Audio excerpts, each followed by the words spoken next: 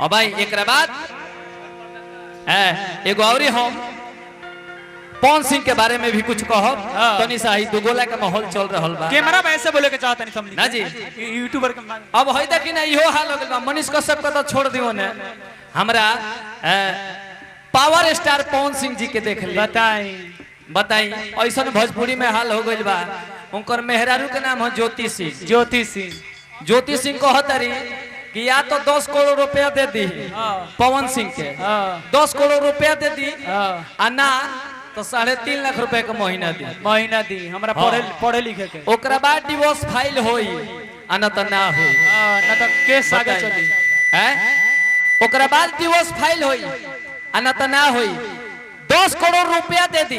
अच्छा ये बताइए 10 करोड़ से उनकर जिंदगी पार लग जाई हैं 10 करोड़ से जिंदगी पार लग जाई ना जी। भला है बुरा है मेरा पति मेरा देवता है। इनकरा ज्योति सिंह के दिमाग में ये चीज रहे के चाहिए। भला है बुरा है चाहे जैसा भी है जो कुछ भी है मेरा पति मेरा देवता है। तो ज्योति सिंह देवता मानती पवन सिंह के तो पवनो सिंह अपना पत्नी के देवी मानते मानते कि ना मानते लेकिन ये कहता नहीं कि 10 करोड़ रुपया दे दी आना तो 3.5 लाख रुपए का महीना दी। हमारा बुझे तो कुछ हो ना मिली आ डिवोर्सो फाइल हो जाए ना जी। बड़ा पावर स्टार पवन सिंह जी से बड़ा भोजपुरी इंडस्ट्रीज में मोहम्मद रफी हमें भोजपुरी ना जी बड़ा अगर केहू बा मोहम्मद रफी तो हमारा पवन सिंह भोजपुरी के बारे ना जी मानल गइल बा। पवन सिंह से बड़ा कोई स्टार नहीं है। स्टार तो और वो देख लिए गायिका में तो कल्पना बाड़ी आ जेंट्स में पवन सिंह बाड़ा एकरा बादे नु केहू बाजी हां जी एकरा बादे केहू बा। तो हम यह कहे ज्योति सिंह से और पवन सिंह से भी दोनों आदमी से हाथ जोड़ के कहो कि पवन भैया और ज्योति सिंह जी दोनों आदमी मिल जाइलो एमे हमनियों को खुशी होई पूरा भोजपुरी इंडस्ट्रीज के खुशी होई आज ये भी रहुआ के चाहे वाला बा पवन सिंह के सबका खुशी होई ना जी। चली बताएं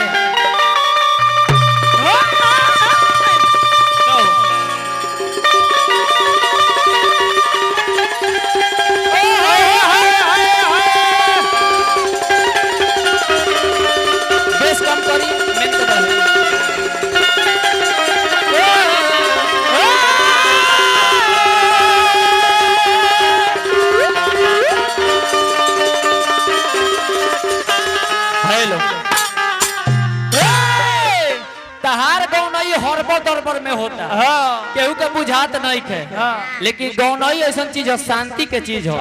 देखो जितने देर गायब एक एक गाना गायब 10 मिनट गायब लेकिन लोगों गीत के सुनी समझी गीत गौनई गावो तू हमारे के डांटो तारो। अरे जिसका विचार नहीं बदला उसका व्यवहार बदल कर क्या होगा व्यवहार का लोहा तो चाहे धार बदल कर क्या होगा जवना ब्यास का आवाजें फेल है जवना ब्यास का आवाजें फेल है इसका भतार बदल कर क्या होगा। अरे कोई टोपी तो कोई पगड़ी बेच देता है मिले भाव अच्छा तो जज भी अपनी कुर्सी बेच देता है। कोई टोपी तो कोई पगड़ी बेच देता है मिले भाव अच्छा तो जज भी अपनी कुर्सी बेच देता है। तो आए फिर भी अच्छे जो सीमित अपनी कोठे पर चंद नोटों के लिए इंसान का ईमान बिक जाता है। हमारा से गौ नहीं करता रहो अजंता नहीं का हुआ हम एक एगो बात कहे का जितना डांड माजता रहे जितना। अच्छा ये बताई हेकनी के काहे खातिर बोला नचनिया के भैया काहे खातिर बोला नाचे खातिर ब्यास से दुगोला होता नचनिया से दुगोला होता। अच्छा ये बताई एकनी के बर्नट हिलावला से लोग जानता खुश ना होई तो मृत्युंजय शर्मा के टीकी हिलावला से खुश होई।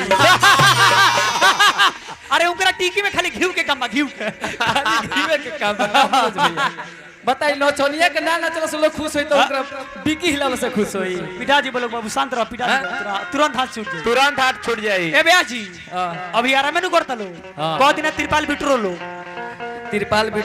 जाके कुर्सी बिटोर दे लोग सुमिरने में कहते रहे कि माई कृपा ना कहली माई तो सबको पर कृपा कहली बताई वैसा रानू मंडल पर कृपा कहली आ रानू मंडल गा दिली कि तेरी मेरी प्रेम कहानी हो ए पर ध्यान रखी। हां इकरो पे कृपा होई, तोहरो पर कृपा हो। हां लेकिन डुमरिया पुल के नीचे तनी घेरा मास्टर चलो हो पार।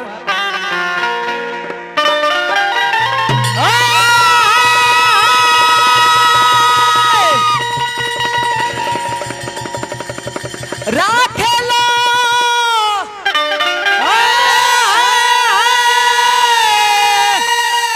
अरे लाजो अमर के मुरारी जी